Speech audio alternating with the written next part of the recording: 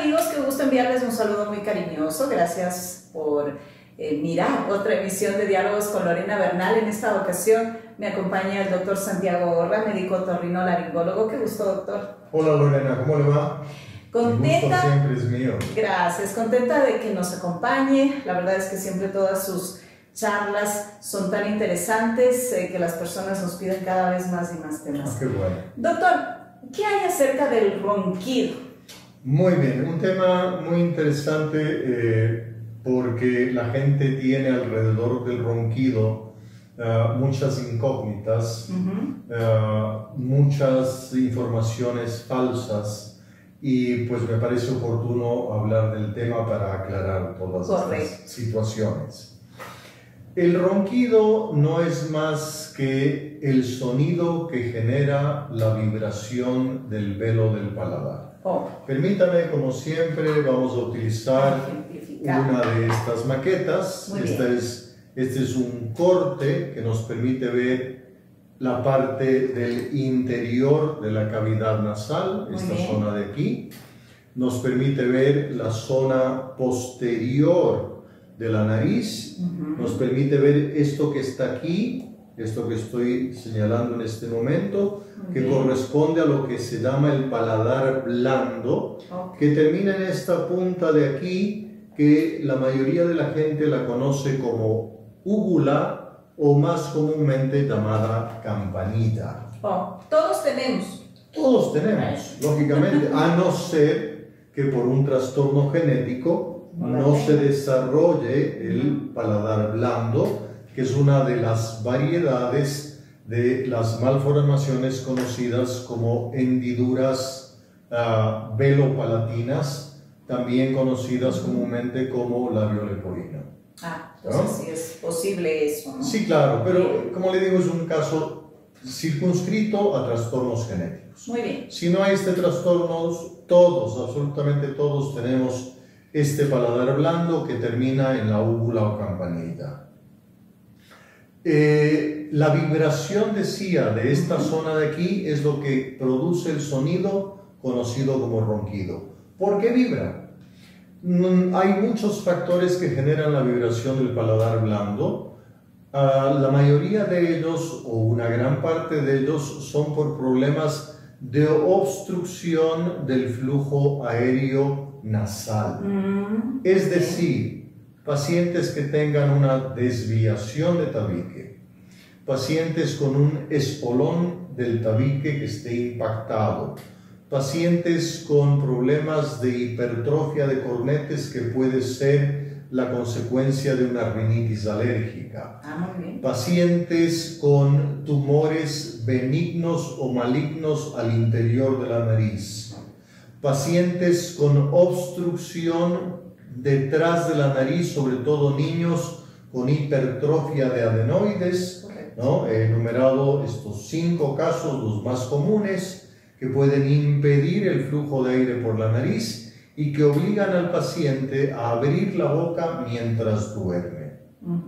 Al respirar por la boca mientras dormimos, el aire que ingresa y que se encuentra con una resistencia hace que el velo del paladar vibre y eso genera el sonido del ronquido. Problemas mecánicos, ¿no? Hay otro tipo de problemas también mecánicos que pueden ser generados, por ejemplo, por el sobrepeso.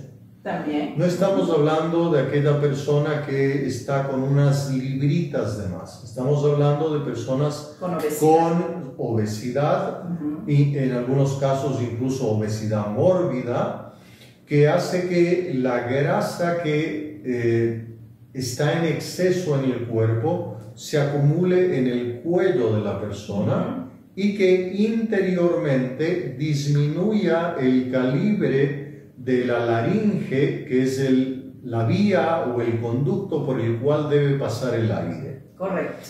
Al haber esta obstrucción, esta disminución del calibre, igualmente se genera resistencia a la entrada del aire, vibración del velo del paladar, ronquido.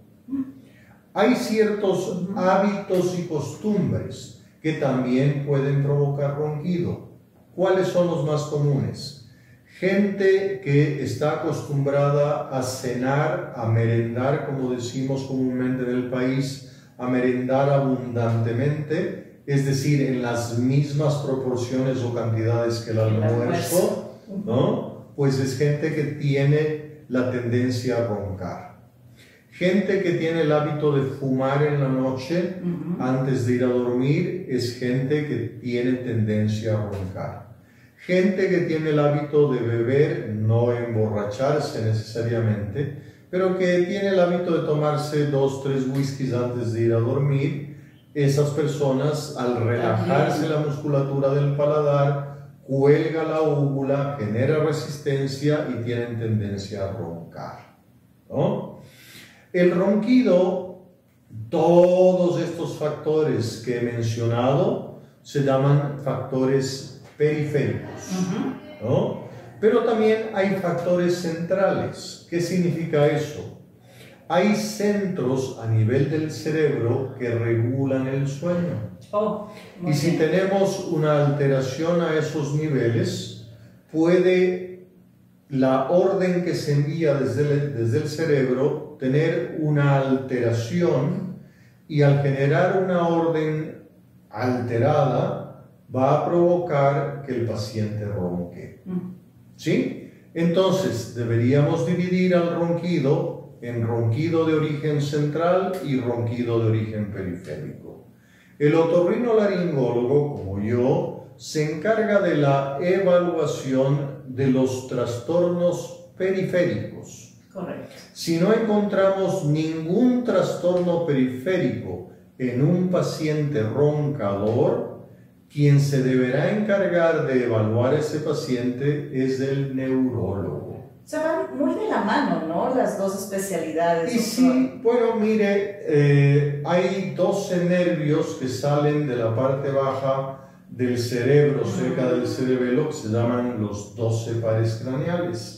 La mayoría de ellos tienen ramificaciones que tienen que ver con los oídos, la nariz o la garganta. Entonces, por eso que algunas alteraciones en la otorrinolaringología tienen o están vinculadas también con alteraciones a nivel central, y por eso es que a veces esos pacientes o los maneja el otorrino o los maneja el neurólogo. Volviendo al tema que nos trae el día de hoy, el ronquido.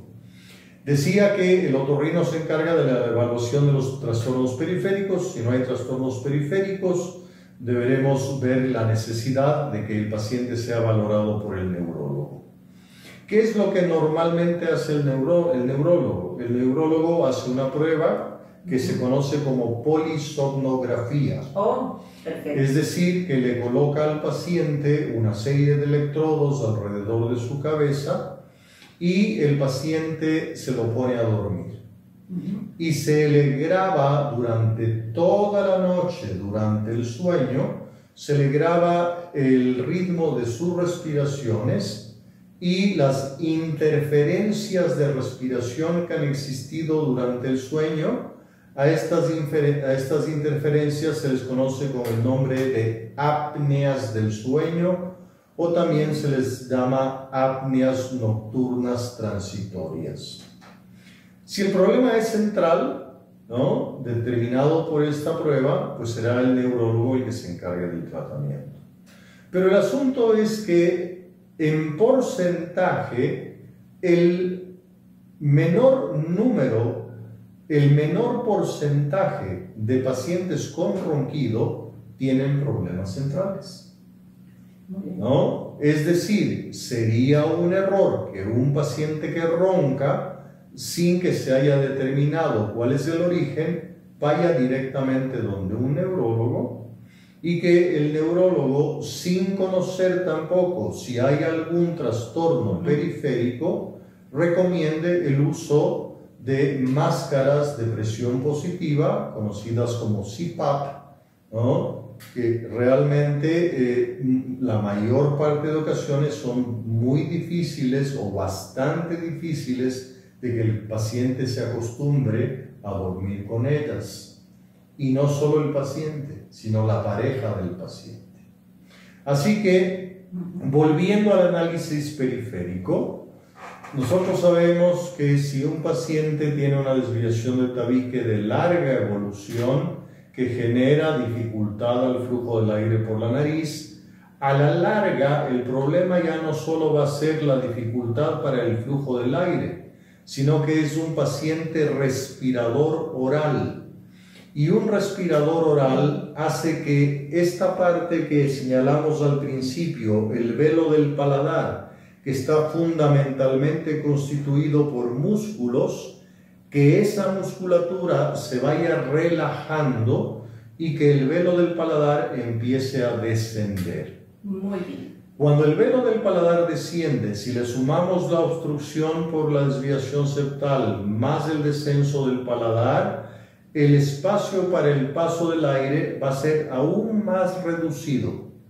Y ese paciente ya no solo va a roncar, sino que también va a ser crisis de apneas transitorias. O sea, es mucho más complicado el cuadro. Es un cuadro sí más complicado, pero más fácil de resolver, porque se lo resuelve quirúrgicamente. Oh. Pero antes de llegar a la solución quirúrgica, es el paciente que duerme con la boca abierta, que ronca, que muchas veces ronca con un ronquido que se denomina comúnmente ronquido heroico, y no porque sea un héroe roncando, sino que es tan intenso el ronquido que puede ser escuchado hasta en el cuarto vecino.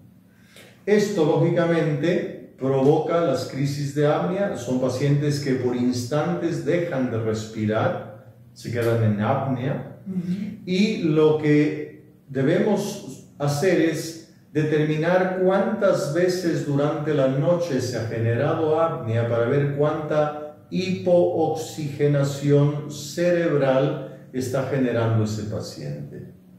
Son pacientes que al día siguiente se despiertan y dicen: dormí toda la noche, pero siento como que no he dormido nada. Son pacientes que, a pesar de haber dormido, entre comillas, toda la noche, alrededor de las 11 de la mañana están cabeceando en el trabajo, durmiéndose y no saben por qué. Son pacientes, si son niños, ¿no? Son niños que en la escuela son extremadamente inquietos e hiperactivos por falta de descanso adecuado durante el sueño. Vamos a hablar primero entonces de este paciente con desviación de tabique y descenso de velo de paladar. En este paciente lo que hay que hacer es mejorar la vía aérea. ¿Cuál será la solución? Pues tendrá que ser sometido a una cirugía del tabique nasal para ponerlo en la posición adecuada, restaurar la ventilación nasal, y complementariamente habrá que hacer una cirugía sobre el velo del paladar, una cirugía que se llama plastia velopalatina, para elevar nuevamente el paladar. Hemos dicho que el paladar está constituido por un grupo muscular que al relajarse va descendiendo. Imagínese usted un telón viejo que va cayendo espontáneamente, pues hay que arreglar las cuerdas del telón para volverlo a elevar. Corregido el tabique, elevado el velo del paladar, corregido el problema de la obstrucción mecánica que estrecha la vía aérea, volviendo a tenerla de diámetro normal, ese paciente va a superar el ronquido. Hay que entender y hay que decirle al paciente que si además de la desviación del tabique, además del descenso del velo del paladar, es un paciente con sobrepeso o es un obeso, hay que explicarle que solamente la cirugía no va a ser suficiente, que el paciente tiene que bajar de peso con la supervisión de un profesional en el área de nutrición, no siguiendo ninguna dieta recomendada por el vecino, por el pariente o milagrosa, ¿no? En el caso de los niños, que también es en algunos muy frecuente el ronquido por aumento de tamaño de las adenoides, que son un grupo de amígdalas, que también se conoce como amígdalas faringias, que se ubican en esta zona, al crecer obstruyen la parte posterior de la nariz. Imagínese usted que es como que a usted le pusieran una papa detrás de la nariz. ¿Qué va a pasar? Que no va a fluir el aire por la nariz y usted se va a ver obligado a abrir la boca para poder respirar. En los niños pasa esto. Son niños respiradores orales, son niños que hacen apneas nocturnas transitorias, es decir, se quedan sin respirar mientras duermen. Son niños que normalmente tienen tos de predominio nocturno. Si son muy pequeñitos, suele ser tos que incluso llega a provocar el vómito. En esos pacientes no hay que estar esperando a ver si las adenoides disminuyen de tamaño, porque eso no va a ocurrir. No ocurre.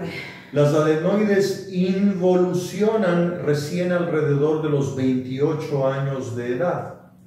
Por lo tanto, uno no puede esperar a que esta criatura pase todo este tiempo con todas las complicaciones que esto conlleva para superar el problema. Si no se trata a tiempo, estos niños que son respiradores orales hacen en la etapa del desarrollo de la cara y del cráneo, que va entre los 8 años y el fin de la adolescencia, hacen una falta de desarrollo del maxilar superior con paladares muy estrechos y muy altos que se llaman paladares ojivales. Esto hace que no haya espacio para que los dientes vayan ubicándose en su sitio y son niños con dientes torcidos. Los padres lo primero que hacen es: niño con dientes torcidos, vamos, te pongo unos brackets porque además están súper de moda. Entonces te pongo brackets. Pero no soluciona el problema respiratorio. 2 años de brackets, quito los brackets, otra vez los dientes torcidos. El problema, la raíz es en otra parte, obviamente. Exactamente. Entonces también el ortodoncista, ¿no? Y vale la pena mencionarlo, no es un consejo, pero sí es una mención, que el ortodoncista está obligado a evaluar en los niños pequeños con paladares ojivales y dientes torcidos o dientes apiñados, como lo llaman, a valorar qué está ocurriendo en la parte posterior de la nariz. Y si se descubre que hay una hipertrofia de adenoides, es importante que se indique la cirugía de la hipertrofia de las adenoides antes de empezar el tratamiento de la ortodoncia. Doctor, la verdad es que es sumamente interesante escuchándole detenidamente cuáles podrían ser las causas del ronquido, y creo que un porcentaje bastante grande de la población se enmarca y se identifica o entra en estos grupos, ¿no?, que usted ha mencionado. Y también está el aspecto de la calidad de vida, porque el roncador no descansa bien, y por ende las personas que están a su alrededor tampoco descansan bien. Ahora, doctor, hoy en día, con el conocimiento de profesionales como usted, más la tecnología existente, ¿cuáles son las opciones? Porque se hablan de muchas cosas, ¿no? Usted, bueno, ya nos ha puesto de manifiesto el asunto de la cirugía en casos que lo requieren, en fin.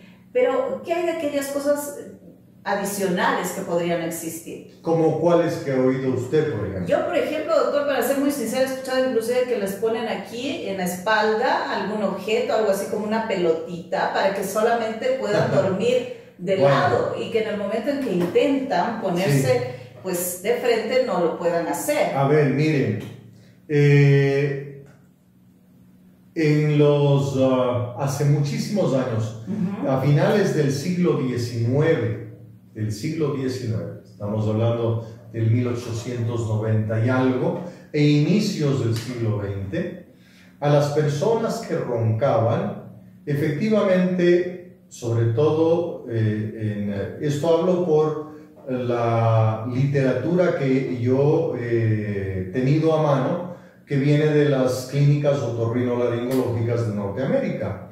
Entonces, en estas clínicas otorrinolaringológicas contaban esto como una anécdota, que a los pacientes roncadores que ya no sabían qué hacer con ellos, les pegaban con esparadrapo una pelota de béisbol en la espalda. Exacto. Y entonces cuando el paciente se ponía boca arriba y sentía la molestia de la pelota en la espalda, volvía a moverse y de esta forma, ¿no?, trataban de controlar el ronquido. Pero como usted ve, eran simplemente situaciones que al día de hoy son anécdotas. Claro. ¿No? Al día de hoy a nadie se le va a ocurrir decir, le voy a poner una pelota de no sé qué, ¿no?, para que no se vire. Para que no se vire. Esa no es la solución. ¿Por qué? Porque ahora conocemos, como usted bien dice, con mucha más información, cuáles son las causas del ronquido. Quien más sufre, evidentemente sufre el roncador, pero quien más sufre es el acompañante. Claro. Si el roncador es el marido, quien más sufre es la mujer. Si la roncadora es la mujer, quien más sufre es el marido. Por eso, ¿no?, el roncador no se oye. Por más que el ronquido sea intenso, el roncador no se oye.